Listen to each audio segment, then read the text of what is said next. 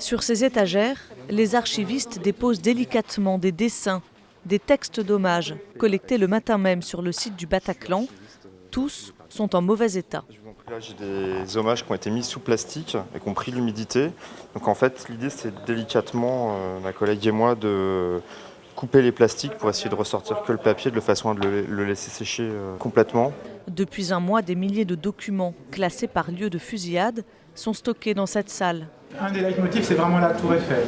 Des messages de paix et des hommages parfois très personnels, retrouvés devant certains bars. Ça fait 2 semaines qu'on fait ça, donc on a vu énormément de choses et on s'en rend compte, dès qu'on commence à regarder, ça devient difficile. Les messages sont séchés, puis reconditionnés. Les plus abîmés d'entre eux, mis en quarantaine dans une salle de désinfection. Des risques d'infestation de moisissures, donc ils vont être dès demain pour cela désinfectés. Ensuite, ils seront conditionnés. Ensuite, ils seront éventuellement numérisés pour pouvoir être rendus accessibles. Ils seront mis à disposition du public, mais également de chercheurs en sciences humaines, comme ce sociologue.